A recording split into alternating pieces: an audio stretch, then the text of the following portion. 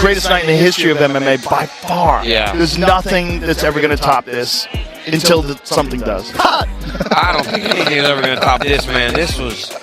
I keep sitting back going, wow. And wow. Like literally just saying wow. When you've seen so much in your life, to sit there going wow, wow, wow, after watching... You can Can you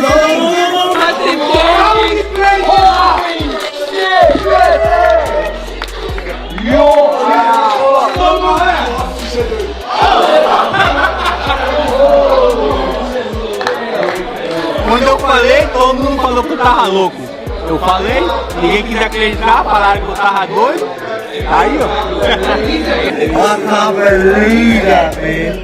Oh, it's really hard to put it into words right now. I mean, just trying to enjoy this moment. And yeah, it was such a crazy ride. We had a lot of delays. A couple of the like the rehearsal delayed, tonight delayed. But yeah, it just these are the. Again, I wouldn't recommend this to my enemy. We are some of the toughest people on this earth, mentally, physically.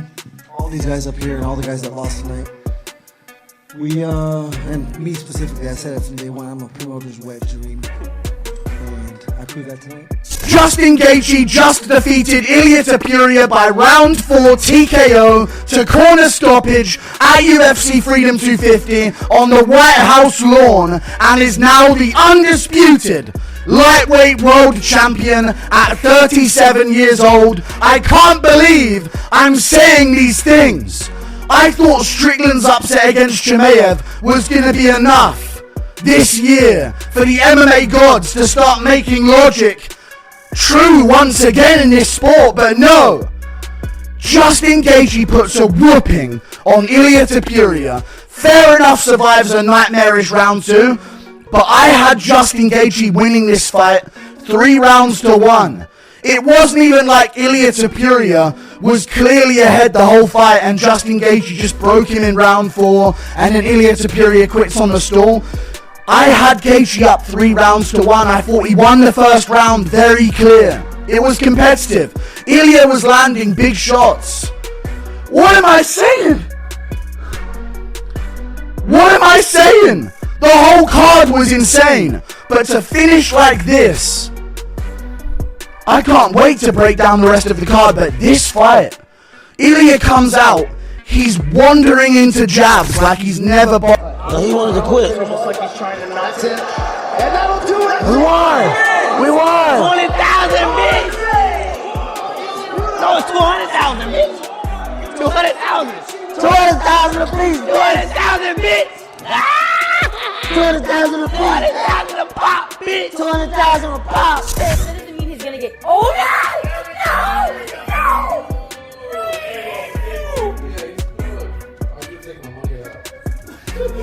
No, Alex!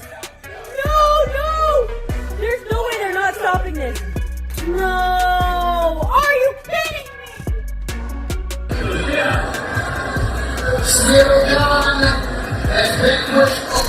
And then last thing I want to ask you about the co-main event, Ciryl, obviously amazing performance. He comes out and says, man, give me that rematch with Tom Aspinall. We need to get that done. Obviously, we're not going to make fights tonight. But is there anything standing in the way of you making that fight right now? Do you feel comfortable that's a fight you can make happen? I'm not even thinking about that right now.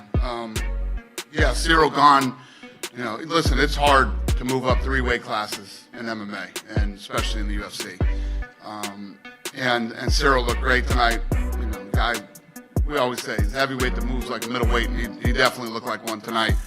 We'll get back. I'm gonna let my people have some time off, this week, and then, we'll get back at it and we'll figure out what to do. This is the second time you've claimed the interim heavyweight title. How much more satisfying was it doing it this time, given how in high regard Alex Pereira is, and everybody talking about him potentially being the greatest of all time if he won this belt. Yeah, the first time it was, you see, I started my career really late, and I was on my debut, but I did very well. I was really happy.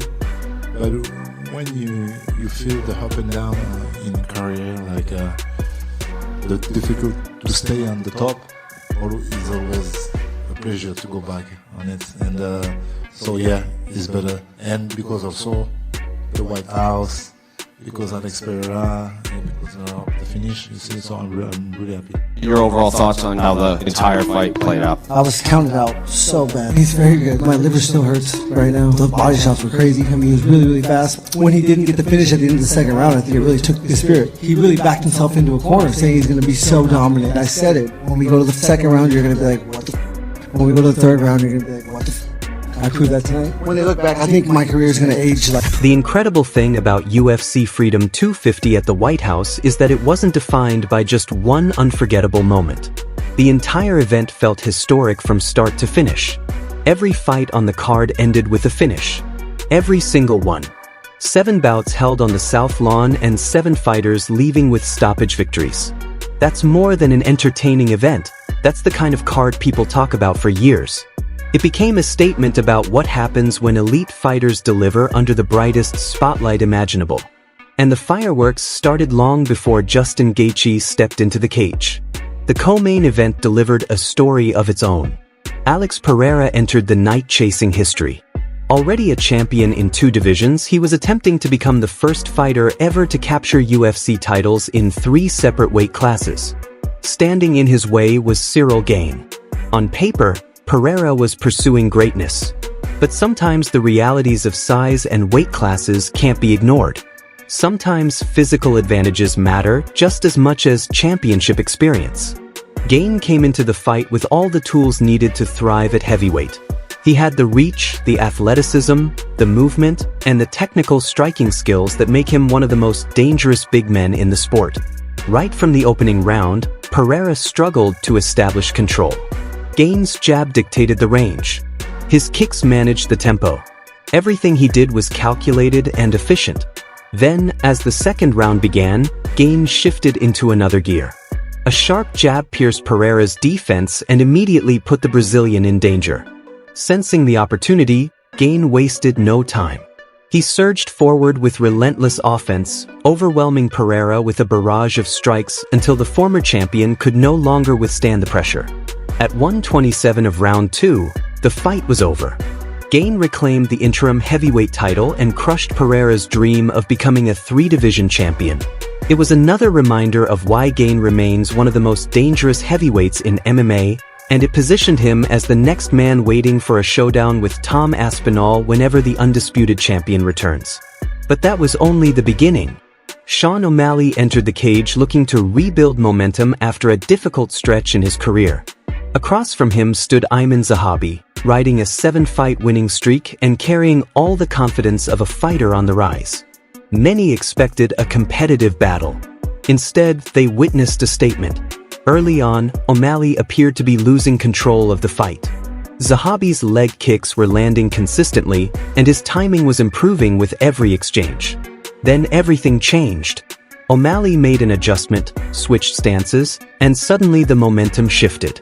A perfectly timed straight right hand landed flush and dropped Zahabi instantly. Before anyone fully understood what had happened, O'Malley was already celebrating, saluting the crowd, and walking away from the finish. The message couldn't have been clearer. The Suga show had returned. The knockout came in the second round, and O'Malley immediately began talking about another title opportunity. After back-to-back losses against Merab Dvalishvili, he reminded the MMA world exactly why he once sat on top of the bantamweight division. Then came one of the biggest surprises of the evening. Josh Hoit, the undefeated heavyweight prospect coming off a major victory over Curtis Blades, stepped in against Derek Lewis, the UFC's all-time knockout leader. Lewis had been specifically requested for the event by President Trump himself, ensuring that the fan-favorite heavyweight would be part of this historic card. But from the opening bell, Lewis looked completely outmatched. Hoit entered with a simple but brilliant strategy: take Lewis down and never allow him to unleash his knockout power. That's exactly what happened. An early takedown put Lewis flat on his back, and Hoit immediately went to work. He controlled the position, landed heavy ground and pound, and nearly secured an armbar before the round ended. Lewis survived, but the damage was obvious. The second round revealed just how much the first round had taken out of him. Lewis tried to apply pressure, but he looked exhausted. Hoit was fresher, quicker, and sharper. He repeatedly connected with clean jabs while Lewis swung desperately in return. The veteran's punches missed badly. Meanwhile, Hoit continued finding his target until Lewis finally collapsed under the pressure. At 49 seconds into round 2, it was finished. The undefeated prospect moved to 10-0 and announced himself as a legitimate contender in the heavyweight division. Lewis, now 29-14, experienced firsthand what happens when youth, athleticism, wrestling, and disciplined execution come together against an aging veteran. The momentum kept rolling throughout the card. Mauricio Ruffi stepped into a guaranteed action fight against Michael Chandler, and he wasted absolutely no time making his mark. Less than 90 seconds into the opening round, Ruffi landed a crushing shot that sent Chandler crashing to the canvas. The referee stepped in at 4:29 of round 1. Another knockout. Another rising contender making a statement. Another memorable finish on the White House lawn. Bo Nickal also had his opportunity to prove he belongs among the elite. The undefeated middleweight prospect faced Kyle Dawkhouse carrying enormous expectations. His wrestling pedigree, athletic ability, and physical advantages have made him one of the most talked about prospects in years. Against Dawkhouse, he showed exactly why. Nickal secured the takedown, imposed his style immediately, and never gave his opponent a chance to recover. Just 4:34 into the first round, the fight was over. Another dominant performance. Another victory added to an already historic evening. Earlier on the card, Diego Lopez added his name to the list of finishers by stopping Steve Garcia in the second round. By the end of the night, every winner had earned victory inside the distance. The UFC had delivered a powerful statement about what can happen when the best fighters in the world perform on the biggest stage the sport has ever seen. But if we're being honest, there's one moment that will define UFC Freedom 250 forever. Not the 7 finishes. Not the White House setting. Not the historic atmosphere. The moment everyone will remember is Justin Gaethje breaking Ilia Topuria.